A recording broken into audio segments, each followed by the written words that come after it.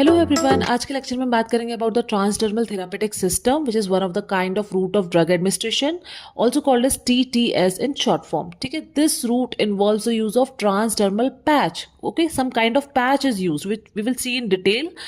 The structure, advantages, disadvantages, various sites where you can apply these patches, and various drugs which comes in the form of transdermal patch. Okay, so before going into the depth of the structure, first I want to give you a generalized view of the patch. Okay, so that you can easily understand. So suppose this is the kind of patch which we will use. Okay, patch I am applying over this part. Okay, so what we will do, अगर कोई ये patch है, ठीक है, इस patch में क्या है, मेडिकेशन है. ठीक है, this is the transdermal patch we are using, और इस पैच के अंदर क्या है, ड्रग रिजर्वेयर है, यू कैन से, या फिर मेडिकेशन स्टोर है. ठीक है, मेडिकेशन कैसे स्टोर है, अभी के लिए समझ लो कि जैसे ये जो बैकिंग है, बाहर का जो लेयर है, जो आउटर मोस्ट लेयर है, जो कि अंदर के कंटेंट्स को क्या करेगा, प्रोटेक्ट करेगा. ठीक है, तो ये क्या है, बाहर का backing, that is this region. ठीक है, अब इस बैकिंग के अंदर,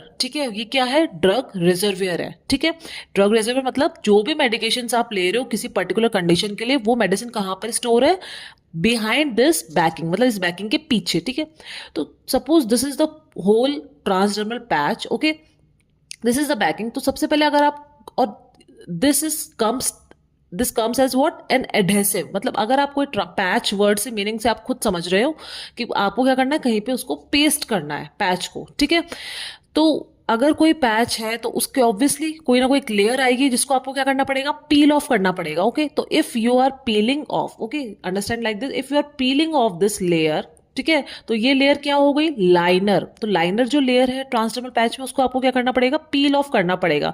लाइनर किस लिए यूज हुआ है, जस्ट जो एडहेसिव है उसको प्रोटेक्ट करने के लिए. ठीक है, आपने पील कर दिया, तो क्या है, लाइनर की जस्ट अबव क्या होगा, एडहेसिव. एडहेसिव मतलब so that your patch can be pasted on the skin, okay, or any part of the body which we'll discuss later. ठीक है, अब ये आपने पैच को पेस्ट कर दिया है. ठीक है, तो क्या होगा, अब धीरे धीरे जो भी इसमें मेडिकेशन स्टोर है, इस पैच में जो मेडिकेशन है, वो धीरे धीरे क्या होगा, ब्लड स्ट्रीम के थ्रू, पैसिव ब्लड स्ट्रीम के थ्रू, डिफ्यूजन प्रोसेस के through, this drug will get into the systemic circulation and will get or will reach to the target site. मतलब इसमें जो भी ड्रग स्टोर है बैकिंग के पीछे, वो धीरे धीरे क्या होगा, उसका जो रेट है, according to its rate of diffusion, that drug will enter into the systemic circulation and will reach its target site. ठीक है, तो ये पूरे इस चैप्टर का क्या है, ये कंक्लूजन है. ठीक है, तो अब हम डिटेल में पढ़ते हैं कि व्हाट इज दिस सिस्टम और what is this route. It is a non invasive method of drug administration via skin layer. तो आपने देखा, if I am applying, I am just pasting this patch over the part of skin. Okay, so is this invasive? Invasive मतलब जैसे आप IV अगर inject कर रहे हैं, तो आप क्या कर रहे हैं, आपको इंजेक्ट के लिए आपको पियर्स करना पड़ रहा है. ठीक है, various layers. Okay, but this is what just paste. Okay, so this is what non invasive method, not मतलब invasive नहीं है. ठीक है, क्यों, आपने स्किन पे लगाया patch, drug will, through the diffusion process, drug will enter where, in the bloodstream, and from bloodstream drug will circulate systemically before reaching to the target tissue or site. ठीक है, so this way drug enters the circulation. So transdermal patch is the medicated patch, मतलब इसमें medication है, जो ये जो patch है इसके अंदर मेडिकेशन स्टोर है. ठीक है, that can deliver drugs directly into the bloodstream through the layers of skin at a prescribed rate. मतलब एक पर्टिकुलर प्रिस्क्राइब रेट पे ड्रग जो मेडिसिन है वो एंटर कर रही है आपकी स्किन के अंदर and is absorbed systemically. Okay, so ये जो पैच है, it comes in different sizes and contains multiple ingredients. Okay, तो साइजेस कैसे हो सकते हैं, 5 to 20 सेंटीमीटर स्क्वायर, इस साइज में ये patches these are available. Okay, अब बेसिक कंपोनेंट की बात कर लेते हैं. तो जो मैंने डिस्कस किया था, सबसे आउटर लेयर क्या होती है, बैकिंग फिल्म. ठीक है, बैकिंग फिल्म मतलब ये दिस वन आउटर लेयर, जो कि क्या करेगी, प्रोटेक्ट करेगी बाकी अंदर के जो भी कंटेंट्स है, लाइक ड्रग रिजर्वेयर हो गया, एडहेसिव हो गया. ठीक है, बैकिंग फिल्म के बाद क्या होता है, ड्रग रिजर्वियर मतलब यहाँ वो मेडिकामेंट है जो जिस कंडीशन को ट्रीट करने के लिए आप जो मेडिसिन ले रहे हैं, जो ड्रग ले रहे हैं, वो कहाँ पर स्टोर है? ये बैकिंग फिल्म के जस्ट नीचे स्टोर है। वो क्या है? Drug reservoir. ठीक है, ड्रग रिजर्वियर्स के जस्ट आगे क्या है? Rate controlling micropore membrane. ठीक है, जो ये रेट कंट्रोलिंग माइक्रोपोर मेम्ब्रेन है, ये क्या करती है? एक पर्टिकुलर रेट पे ड्रग की डिलीवरी कर रही है from the patch to the skin. ठीक है, ये अभी हम आगे देखेंगे। जस्ट ये है। ठीक है, this is the micropore ma'am, these are the pores. ठीक है, these are the micropore membranes, okay, just below the drug reservoir. ठीक है, और ये पूरा डायमेंशन कितना होता है? कितना डायमेंशन में ये आपका जो ड्रग रिजर्वियर होता है? 0.2 to 0.4 millimetre. Okay, now below the micropore membrane you have adhesive layer with priming dose of the drug. This is the adhesive layer. Okay, this is the adhesive layer, and below adhesive layer you have liner. So I hope you understand. Backing, ठीक है, backing के just नीचे if you can visualise, just imagine there is a drug reservoir.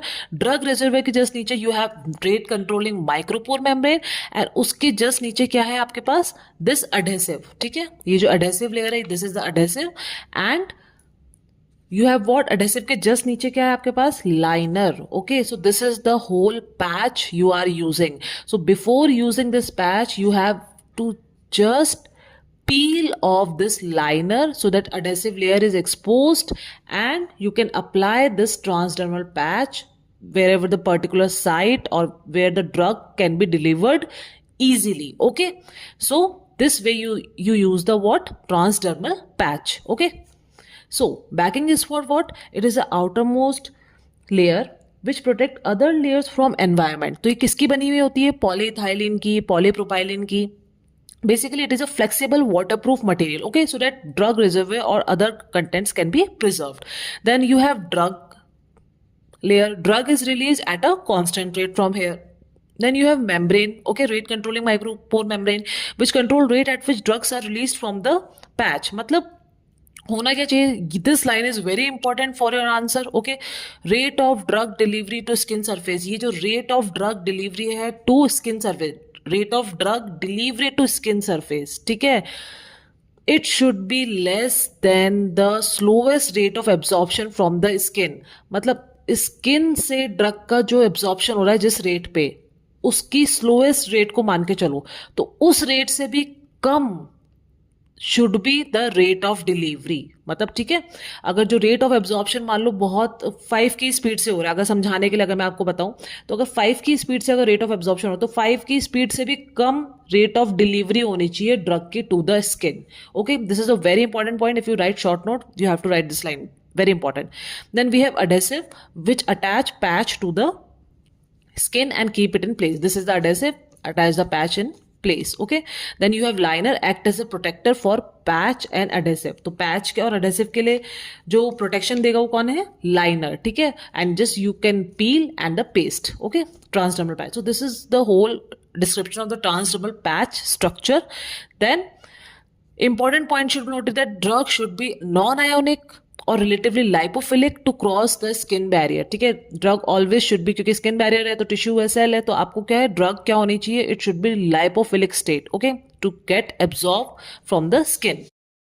Second point is molecule greater than 500 dalton. Okay, अगर drug molecule क्या है? 500 dalton से ज्यादा है, तो it is difficult to cross the stratum corneum.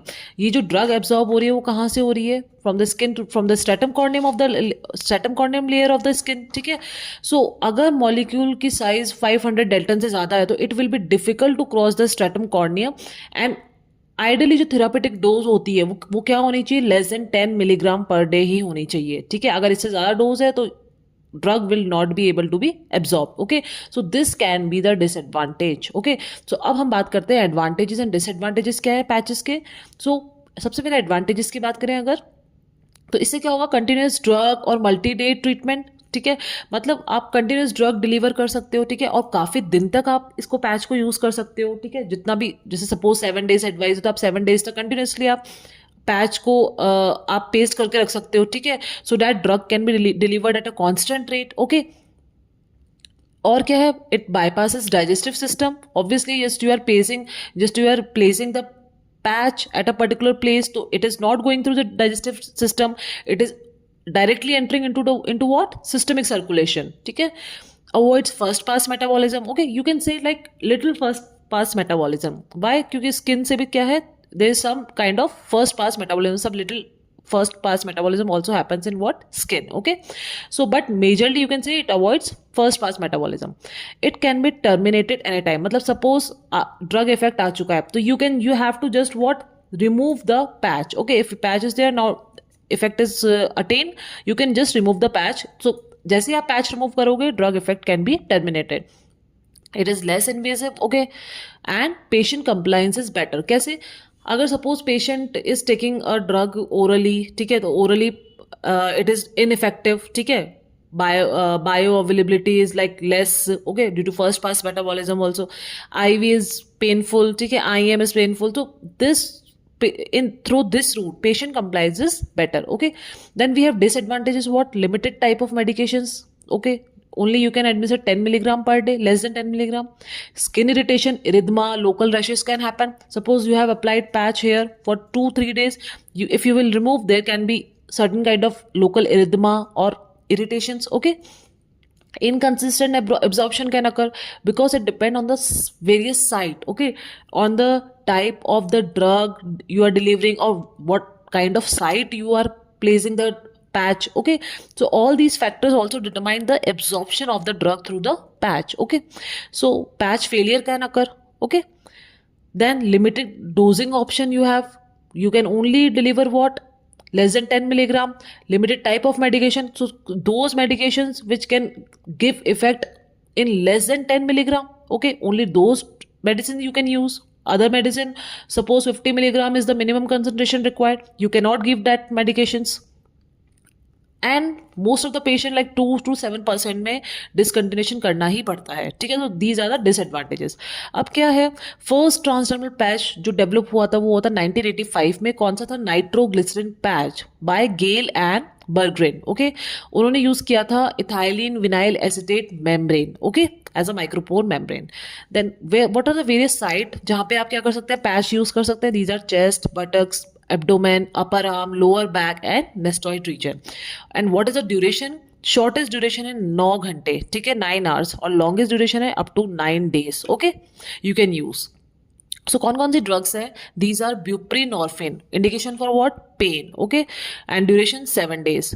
Then second is clonidine, which you can use for hypertension, tic disorder, attention deficit hyperactivity disorder, Tourette syndrome, okay, which you can use for 7 days. Donepezil for Alzheimer disease, this is very good option if it can give good result, okay, 7 days.